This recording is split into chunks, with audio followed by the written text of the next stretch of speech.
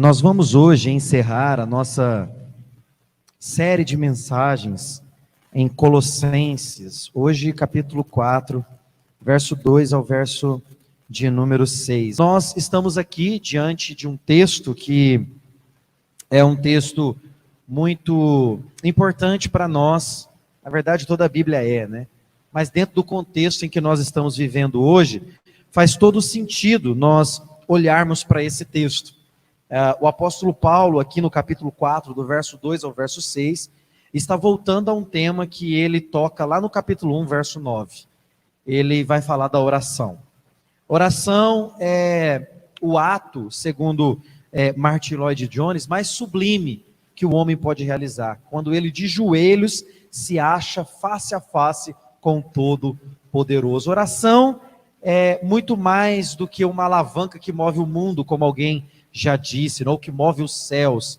Na verdade, a oração, ela não muda quem Deus é, mas certamente ela transforma quem nós somos. A oração, ela é essencial. Sem a oração, nós tomamos decisões ruins. Sem oração, nós estamos suscetíveis a mais erros. Sem oração, o ministério pode se tornar infrutífero.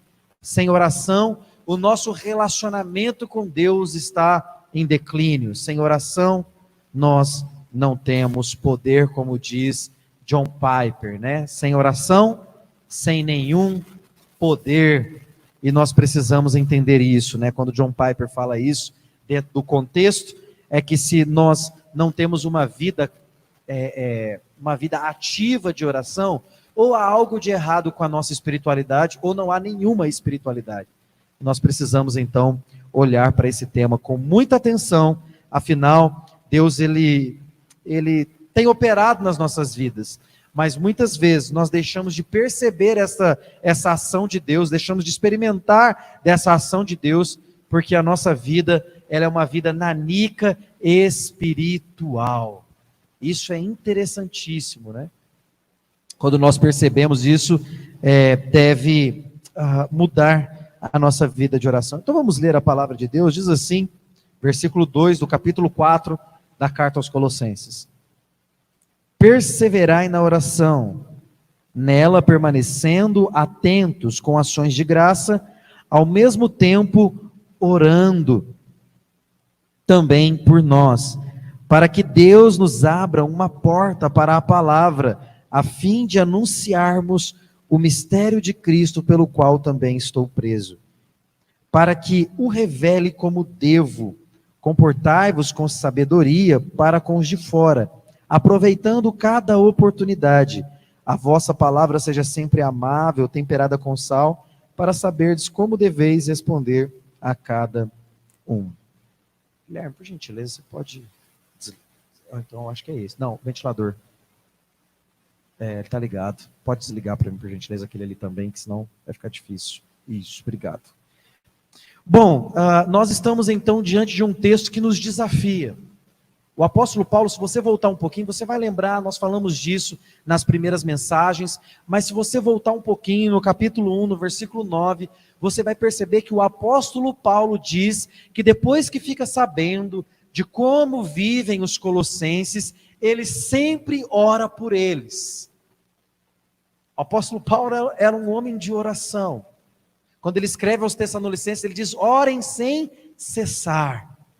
Uma ordem para uma vida de oração ativa, uma vida de oração a todo o tempo. Obviamente que a orientação do apóstolo Paulo não é que a gente fique de joelhos o tempo todo, com os olhos fechados, até porque esse conceito de olhos fechados você não encontra na Escritura. Isso é algo que a gente faz, para a gente não se distrair com as coisas. Na verdade, dependendo do motivo pelo qual nós estamos orando, nós devemos ficar com os olhos abertos. O apóstolo Paulo, escrevendo aqui aos Colossenses, vai dizer assim: olha, vocês precisam estar atentos. D.A. Carson vai dizer que quando o apóstolo Paulo está dizendo isso, na verdade o que o apóstolo Paulo está trazendo à tona é o assunto da oração do Espírito Santo. O Espírito Santo é alguém que ora, ele intercede por mim e por você com gemidos inexprimíveis, mas mais do que isso, ele ora junto com a igreja dizendo: Maranata, ora vem, Senhor Jesus. O que o apóstolo Paulo dizendo, vigiai, é aquele mesmo sentido de nós estarmos atentos, porque Jesus virá e nós precisamos estar despertos. Jesus, certa vez, sai para orar com os seus discípulos, e os seus discípulos dormem. Ele chega e diz, vocês não podem vigiar comigo, nem mesmo por 1 hora. E ele volta e os discípulos estão dormindo novamente, preste atenção. O que o apóstolo Paulo está nos ensinando aqui, é que a vida de oração não é um mar de rosas. A vida de oração não é um playground para crianças, mas a vida de oração é entrar em campo de batalha, é entrar em uma guerra espiritual. Algumas palavras que a gente diz quando nós estamos pregando, assusta muitos crentes. Por que assusta muitos crentes? Porque estão traumatizados por causa do evangelicalismo que nós encontramos no meio brasileiro. Tantos ensinos distorcidos, exagerados, que fazem com que as pessoas fiquem traumatizadas. Então a gente fala, guerra espiritual, já dá 5 passos lá para trás, mas existe sim uma guerra espiritual sendo travada, talvez não como a gente ouve por aí, mas quando nós falamos de oração, nós falamos de guerra, nós falamos de entrar no mundo espiritual, porque a nossa batalha, ela é travada aqui, mas ela é vencida na oração, ela é vencida no mundo espiritual, ela é vencida pelo sacrifício de Cristo na cruz. Então o apóstolo Paulo vai dizer, perseverai na oração. Eu costumo dizer, toda vez que eu leio na Bíblia, perseverai, porque tem muito isso.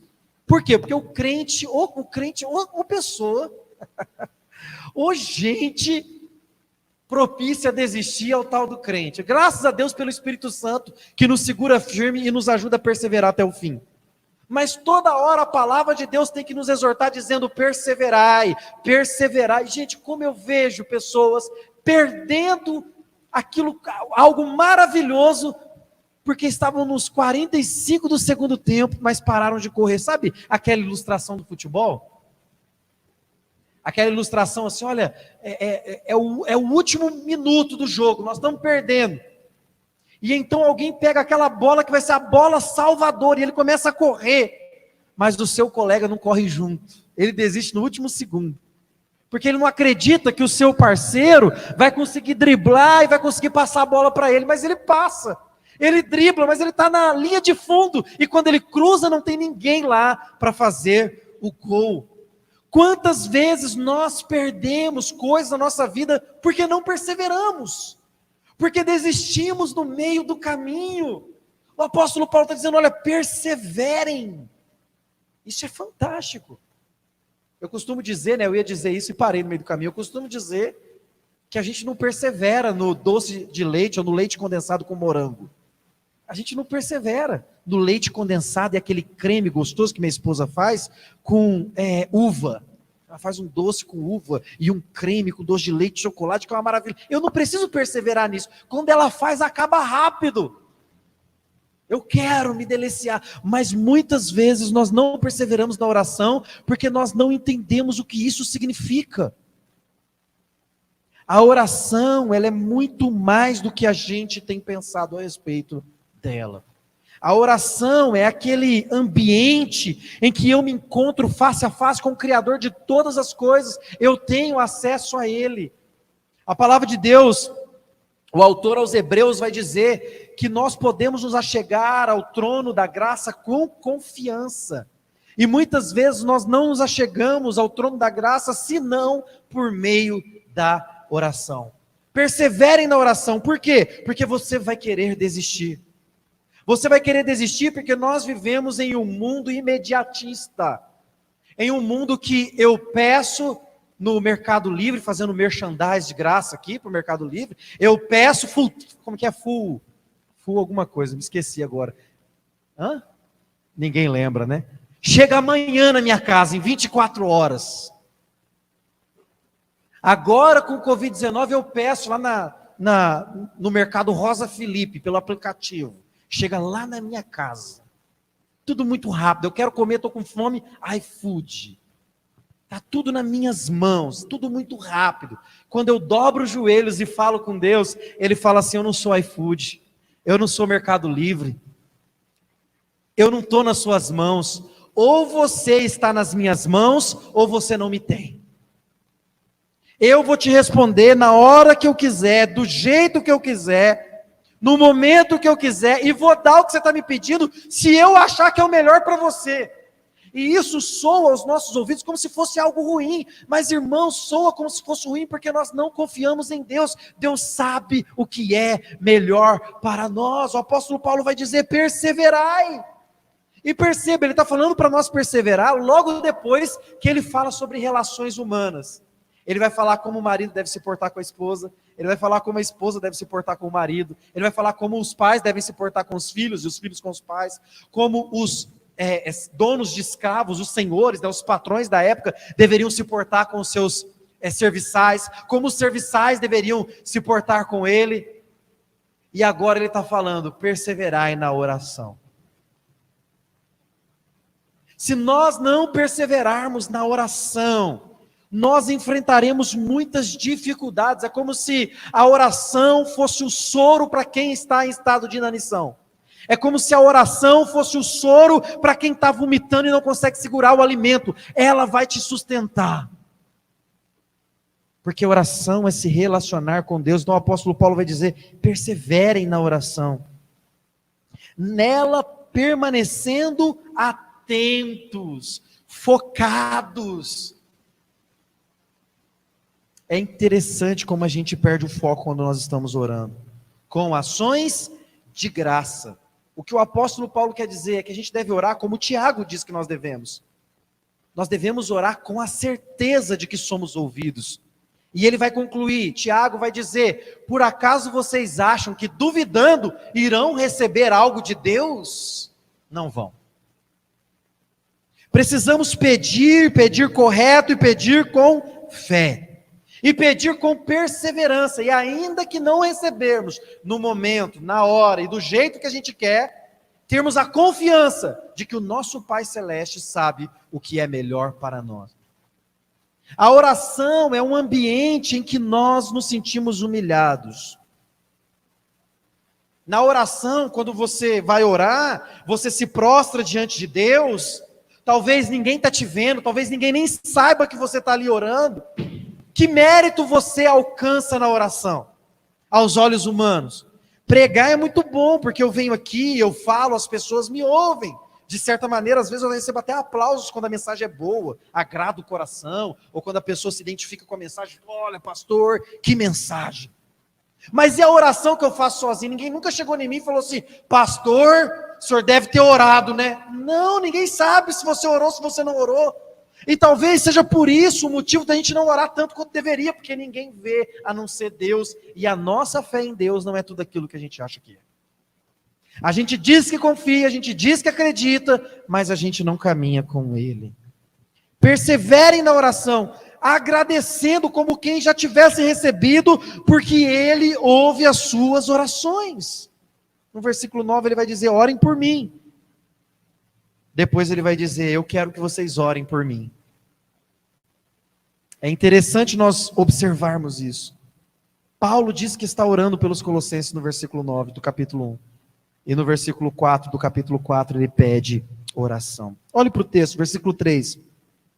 Ao mesmo tempo orando também por nós, para que Deus nos abra uma porta para a palavra, a fim de anunciarmos o mistério de Cristo, pelo qual também estou preso. Quem era o apóstolo Paulo? O apóstolo Paulo foi, se não foi o maior, está ali no top of mind, está em quinto lugar, de maior missionário de todos os tempos. Se não for o maior, talvez está ali, entre os três, vamos colocar. E ele pede oração, para que o ministério dele seja frutífero. Ele pede oração, ele entendia que a igreja precisava orar por ele. Ele estava preso em algemas, ele pede: ore por mim, para que eu tenha oportunidade de pregar o evangelho. Eu me admiro muito com pessoas que amam o evangelho, que amam a palavra. Eu olho para o meu avô e ele é uma inspiração para mim. Meu avô às vezes até chora porque quer pregar. Ele quer pregar, ele quer falar de Jesus. É como o apóstolo Paulo, que olha e fala assim: eu preciso de uma oportunidade, eu preciso de mais uma chance, eu preciso de mais uma porta para que eu anuncie o Evangelho. Eu estou preso, eu estou em cadeias, mas eu quero pregar o Evangelho, porque eu entendo o privilégio que isso representa. Mas eu preciso que vocês orem. E aqui um primeiro ponto importante para vocês: vocês têm orado pelo seu pastor? Você tem orado pelos seus irmãos? Você tem orado por você mesmo, para que Deus te dê oportunidade para pregar o Evangelho? Para que Deus abra uma porta para você falar dos mistérios de Cristo? As mensagens todas anteriores nós falamos o que é o mistério de Cristo. É o Evangelho de Cristo. Esse é o mistério, que estava oculto antes de Jesus se manifestar, mas agora estava claro.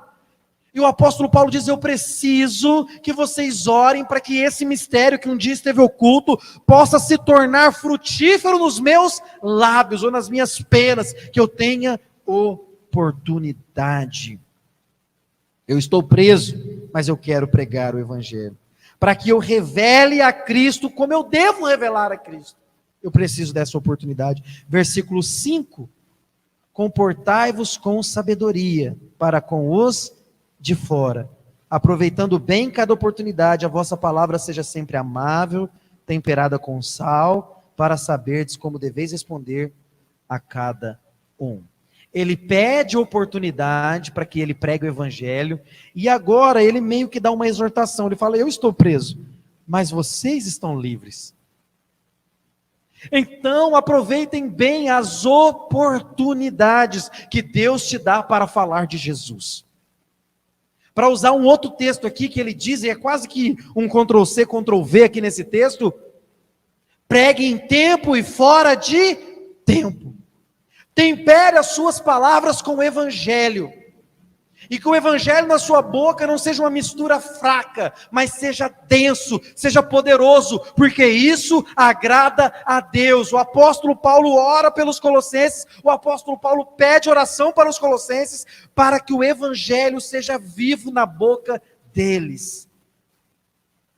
Isso é muito importante.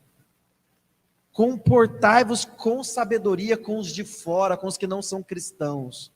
Orem por mim, e eu oro por vocês. Olhando para esse texto, eu quero trabalhar com vocês alguns pontos importantes a respeito da oração. O primeiro deles é: quanto poder podemos encontrar na oração? Por que orar? Orar, estar diante de Deus em oração, é como ir até um depósito de vinho, um lagar. Um lugar onde o vinho é feito, você pode entrar ali e se deliciar, e beber aquele vinho gostoso, fresco, talvez algum que está ali num barril há um bom tempo, e você então tem a oportunidade de se deleitar e se deliciar, e de sair satisfeito. A oração é um lugar onde nós somos munidos e cheios da alegria que vem de Deus. Quando nós estamos vivendo uma vida poderosa de oração, nós nos sentimos quase que com um dever cumprido. A gente vem à igreja e levanta as mãos com mais alegria. A gente canta com mais fervor, porque a gente sabe que está fazendo aquilo que Deus espera que a gente faça. Mesmo com limitações, mesmo com fraquezas, mesmo que às vezes não seja como deveria, a gente sabe que está no caminho. A gente nunca pode perder isso de vista. Os discípulos de Jesus eram conhecidos nesse tempo como os discípulos do caminho, porque eles andavam no caminho, e o caminho da oração é um caminho de encontrar poder para fazer a obra de Deus. Na oração nós encontramos poder, mas não só poder, na oração nós encontramos o Deus do poder. Na oração nós encontramos com Deus Todo-Poderoso. Na oração nós nos encontramos com o Emanuel, com o El Shaddai. Talvez se eu estivesse falando assim para você: olha, Deus tem uma bênção para você, Deus tem algo maravilhoso para você, Deus tem riquezas para você, você estaria feliz. Mas quando eu digo você precisa orar, e se você não fizer isso, você está pecando contra Deus, nós queremos fugir disso. Nós queremos correr disso. Não é uma mensagem que alegra o nosso coração, quando nós não estamos vivendo uma vida de oração. Mas na oração, nós encontramos poder, mas não só o poder, nós encontramos o Deus do poder. Na oração, nós encontramos um lugar de refúgio. Quantas vezes, irmãos? Lembra das experiências que você já teve com oração. E se você não teve nenhuma, escute isso e deseje ter uma experiência dessa na oração. Quantas vezes você pensou em desistir? Quantas vezes você estava enfermo? Quantas vezes você estava em dificuldade? Quantas vezes havia um gigante tão grande diante de você que você achou que não podia vencê-lo? Mas você orou e Deus te respondeu. Como isso fortalece a fé, como isso engrandece a Deus. A oração é um lugar de refúgio, a oração é um lugar de segurança, a oração é um lugar onde você pode vomitar todos os seus monstros, todos os seus demônios, todas as suas frustrações, todos os seus medos, toda a sua ansiedade, e você vai se sentir seguro, você vai se sentir protegido. Na oração nós encontramos convicção. Na oração a nossa fé é fortalecida, porque é tão maravilhoso quando nós oramos e percebemos claramente Deus respondendo a nossa oração. Você já passou necessidade? Você já passou necessidade? Quando você está passando necessidade, você ora e Deus supre a sua necessidade. É um negócio extraordinário. Na oração nós encontramos convicção de que Deus está conosco. Na oração, nós encontramos força para continuar. Na oração, nós encontramos força para vencer as nossas fraquezas. Em segundo lugar, oração é como um maná. Quando nós falamos com Deus, somos alimentados. Alimentados.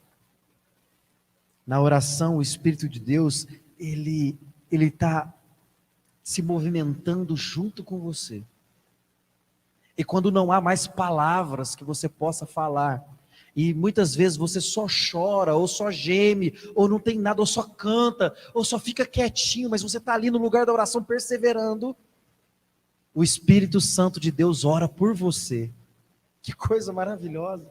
A palavra de Deus vai dizer que Ele intercede por nós com gemidos inexprimíveis. O que isso significa? Essa experiência de ter o Espírito Santo intercedendo por nós com gemidos inexprimíveis é só para quem ora. Porque quem geme com gemidos inexprimíveis não é o Espírito Santo, mas somos nós. É isso que o texto está dizendo. Quando nós estamos gemendo e não há mais palavras nos nossos lábios que sejam inteligíveis, o Espírito Santo, ele quase que faz uma leitura em libras. Ele vê os seus gestos, ele vê o seu rosto, e ele intercede por você ao Pai, ao Filho. Essa é a experiência extraordinária de relacionamento com Deus. A oração é esse alimento espiritual que te move a um relacionamento poderoso com Deus. O Espírito Santo te encoraja, o Espírito Santo te impulsiona. Nós somos realmente sustentados na oração. O apóstolo Paulo sabia disso. Ele diz: orem por mim, para o meu ministério, orem pela minha vocação, orem pela minha condição, para que eu seja poderoso ao falar, para que eu expresse o evangelho como ele deve ser expressado. O apóstolo Paulo tinha noção de que na oração nós encontramos poder, de que na oração nós recebemos sustento, nós somos fortalecidos, nós somos sustentados pelo Espírito Santo. Não é à toa que ele vai dizer: orem o tempo todo. Orem por mim, que eu oro por vocês. Em terceiro lugar,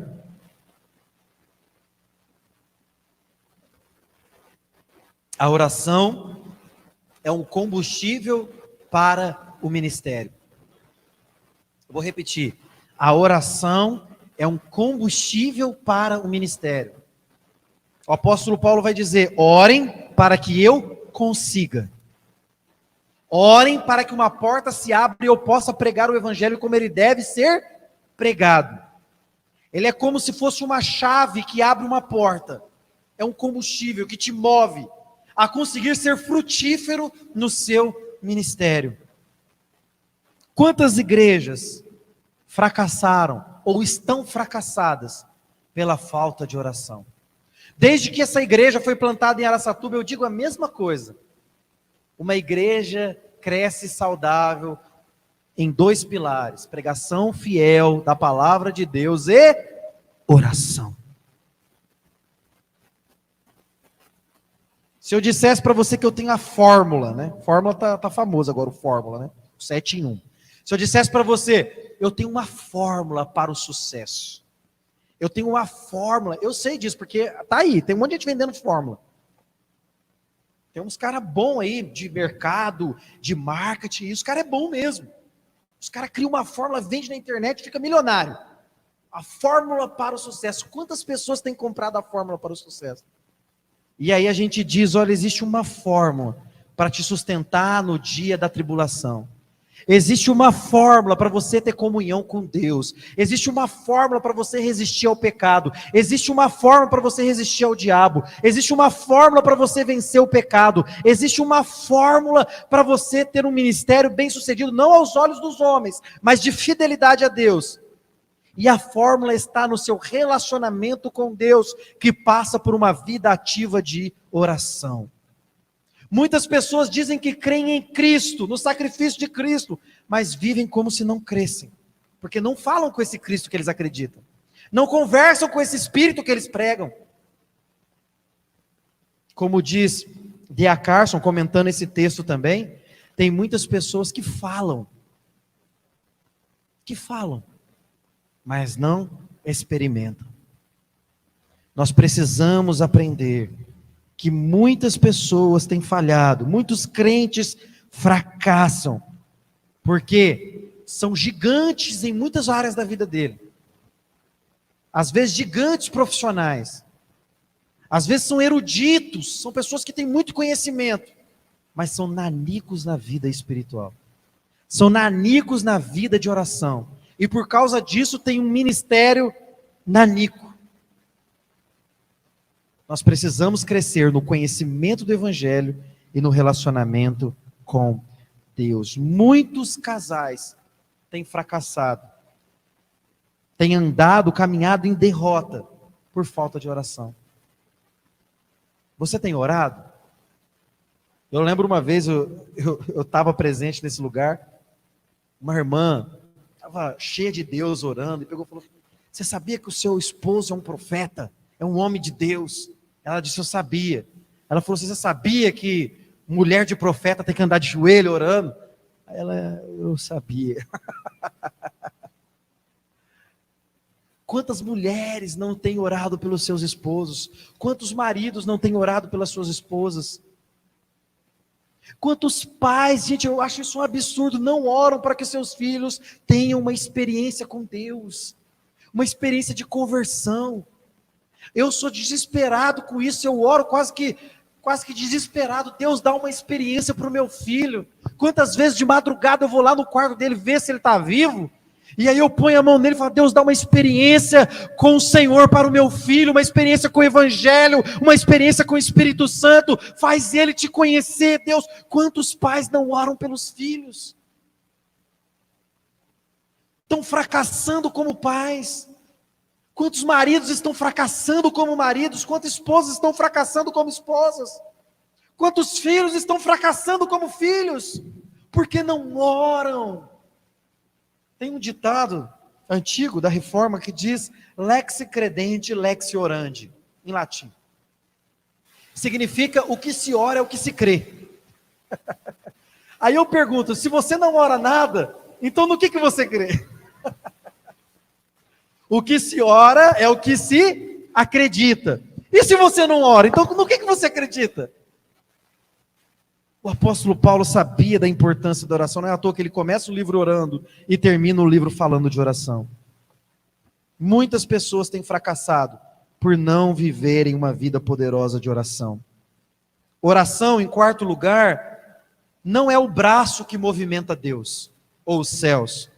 Orar não muda quem Deus é, não tira Deus do lugar. Orar tira você do lugar da acomodação, do lugar da vida espiritual com inanição. Você precisa ser nutrido, e o lugar de oração é o lugar de ser nutrido. Orar não muda Deus, mas muda você. Orar é como quando nós caminhamos e nos alimentamos de Deus. Nós precisamos aprender a orar. Nós só oramos quando a gente precisa de alguma coisa, né? Nós precisamos orar, como o apóstolo Paulo diz, com espírito grato. Em quinto lugar, por que nós então não oramos? Por que nós não oramos? Se tudo isso que eu disse é verdade, se eu estiver errado você pode me corrigir. Por que nós não oramos? Quais são os motivos que fazem com que a gente não ore? Em primeiro lugar, é uma falta de senso de dependência de Deus. Deus não está no centro das nossas vidas. Está os nossos projetos pessoais, está o que a gente quer alcançar. Deus fica de segundo plano. Depois eu penso em Deus. É por isso que a gente não ora. Se a gente dependesse de Deus, então a gente oraria antes de tomar qualquer decisão. O segundo motivo pelo qual nós não oramos é um espírito de independência, que é a mesma coisa do que ser orgulhoso. Nós somos orgulhosos. Nós queremos fazer por merecer. Nós não queremos depender de Deus. Nós queremos ser independentes. Até na nossa salvação é assim, não é? Não, eu preciso fazer alguma coisa, senão eu não vou ser salvo. Não precisa fazer nada para ser salvo. Jesus já fez tudo. Você não precisa fazer nada para alcançar o favor de Deus. Jesus já fez tudo. No entanto, se você quer viver uma vida de inteireza em Deus, você precisa perder o senso de independência e precisa se tornar dependente de Deus. E você se torna dependente de Deus quando você é encontrado de joelhos face a face com o teu Criador.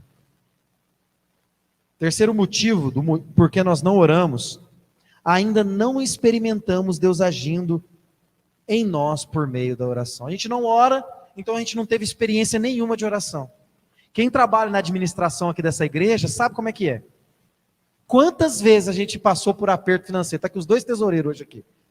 Quantas vezes a gente não ia ter dinheiro para pagar nada, de repente, eu podia dizer que isso aconteceu alguns dias atrás, para ser mais exato, acho que 2 dias atrás, não tinha recurso nenhum, porque os irmãos não vêm na igreja, também não contribuem, não tinha recurso, não tinha o que fazer, e de repente Deus faz um milagre. Quando nós temos uma experiência dessa com Deus, a gente aprende a depender mais de Deus. A gente olha e fala assim: rapaz, é verdade. A gente ora, Deus ouve. A gente ora, Deus responde. A gente ora, Deus socorre. A gente ora, Deus faz o milagre. Então o motivo pelo qual muitas vezes você não tem orado é porque você não tem perseverado na oração, então não tem experimentado o poder de Deus por meio da oração. Hernandes Dias Lopes vai dizer que Deus, sendo soberano, decidiu agir na história por meio da oração. Você está entendendo? Deus é soberano, faz o que quer, mas Ele decidiu que Ele vai agir na história do homem quando o homem orar.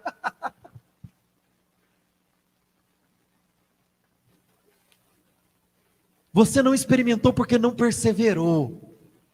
Eu quero fazer um desafio para você que está ouvindo pela internet, para os irmãos que estão aqui trabalhando para o bom funcionamento da transmissão, para que você mude de maneira radical a sua vida de oração.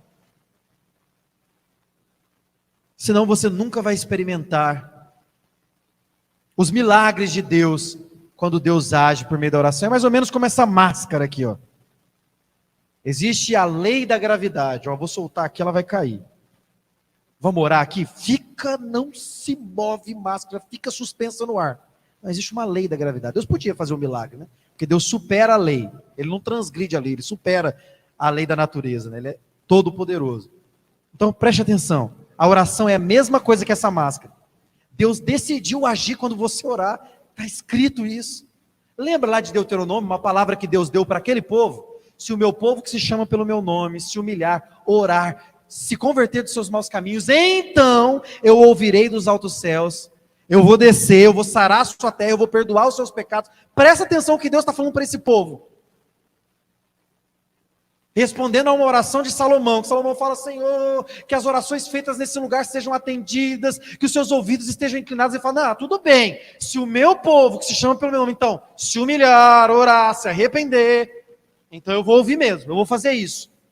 É como essa máscara que Deus instituiu isso. Ele vai agir na sua história, quando você aprender a depender dEle. Em sexto e último lugar, nós precisamos aprender a orar, pois no lugar da oração, nós temos intimidade com Deus. Intimidade com Deus.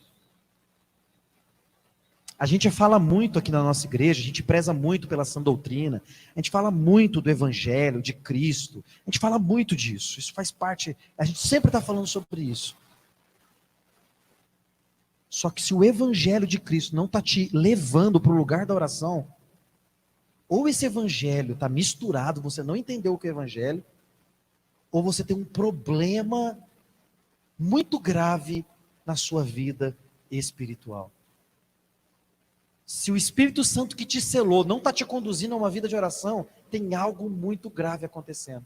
Se esse evangelho que você diz que você acredita não tem te levado a ter esse relacionamento pessoal de oração com Deus, tem algo errado com essa mensagem que você diz que entendeu.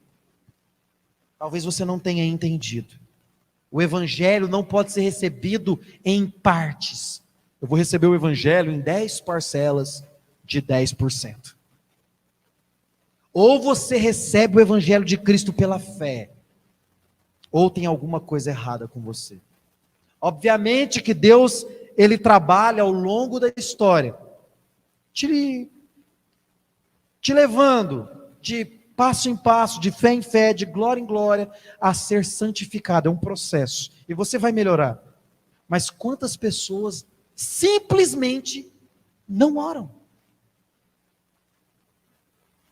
É simples assim, ela simplesmente não ora. Ela não depende de Deus para nada. Saiba, irmãos, na oração você vai encontrar Deus. Na oração você vai encontrar sustento. Na oração você vai encontrar poder. Na oração você vai se encontrar com o Espírito Santo. Na oração você vai ter convicção de que o Evangelho de Cristo está realmente no seu coração. Ore, clame a Deus. E isso fará muita diferença na sua vida e no seu ministério. Vamos orar? Vamos orar? Vamos falar com Deus? Vamos colocar nossas vidas diante dEle? E se você tem agido sem oração, ainda há tempo. Ainda há tempo. Lembre-se, a oração ela não é vamos dizer assim, algo que você faça e porque você faz você tem mérito. O mérito não está na oração sua. O mérito está no final quando você diz em nome de... É por causa dele, é sempre por causa de Jesus. Não é você, não é o seu tempo. Até uma coisa importante, eu ia falar e deixei passar. Uma coisa importante, o tempo de oração é importante? É e não é. Gente que eu oro 3 horas por dia. Tá vendo? Só o jeito de falar já dá para perceber, né? Não é importante nesse sentido. Mas eu não oro nada. Então o tempo começou a se tornar um problema, tem alguma coisa errada. A questão não é a quantidade de tempo. Nós somos chamados a orar o tempo todo. A ter uma vida. Toda vida cristã é a vida no Espírito. Então nós precisamos aprender a ter essa vida real, viva, de oração. E se você está ouvindo aqui hoje, só está gente crente aqui, né? Trabalhando para a transmissão online. Mas se você está nos ouvindo pela internet, e você tem muitas coisas difíceis na sua vida para ser superado, precisa de um milagre, precisa de uma transformação, eu quero dizer para você que Deus tem poder para realizar isso. Você pode falar com Jesus agora, e Ele tem poder para transformar toda e qualquer situação. Ele tem, Ele pode fazer, e Ele pode não fazer. Mas ore, porque às vezes você vai orar para Deus pedindo um milagre, sei lá, na sua vida financeira, na sua saúde, e ao invés de encontrar uma cura física, como aquele paralítico, você se encontra com o Filho de Deus e tem todos os seus pecados perdoados. Que coisa maravilhosa. O paralítico disse: eu quero ser curado. Jesus olha e diz: seus pecados estão perdoados. Ele ora a Jesus, Jesus perdoa os pecados dele, e depois Jesus o cura também. Ele tem poder, ele é todo poderoso.